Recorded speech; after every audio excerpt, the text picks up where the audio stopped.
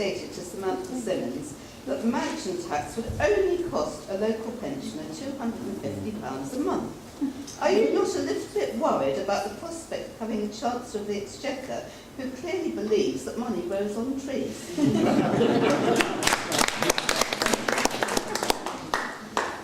But He said that.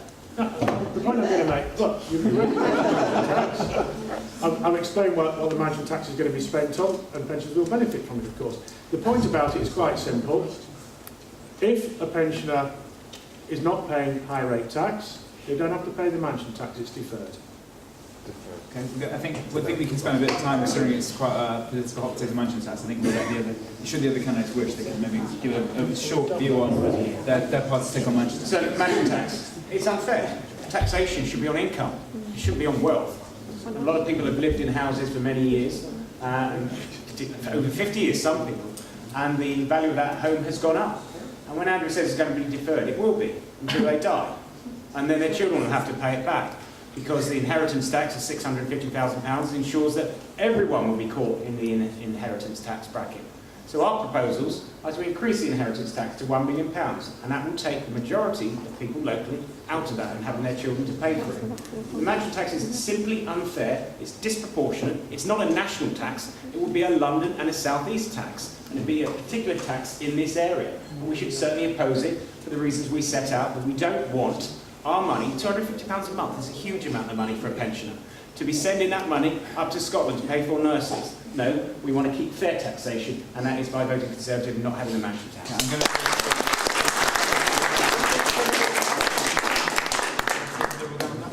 Well, I disagree, Matthew, fundamentally on the fact that actually we shouldn't be taxing income, we should be taxing wealth. Because why should someone who's working very hard have to pay a massive amount of their income in tax? And I think the way that we're moving the personal allowance further upwards, so people are being taken out of tax together, is the right direction. And I think those who do have the broader shoulders in terms of wealth should be the ones who are committing a little bit more to ensure that we have fairness in our society, paying for the £8 billion more that we need for the health service, covering the costs for improving the education and life chances of the most vulnerable children in society. So actually I think taxing wealth is a fairer thing to do than taxing income, because those who are working should be able to have their money to spend on themselves. I think that is the most important thing, is taxing wealth rather than taxing. Do you very briefly. Ed Miliband is so sort of obsessed with equality that he seems to be just anti-wealth. The people who've got houses, they've already paid tax when they acquired their money.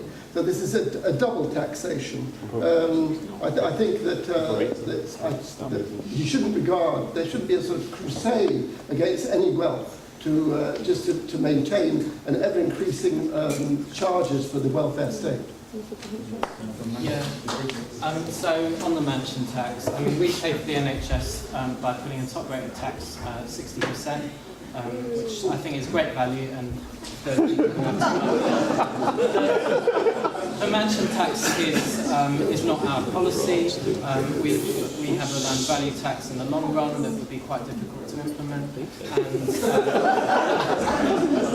we do, and we support it. And Bill Oddie supports us because we're opposed to the mansion tax. Okay, the time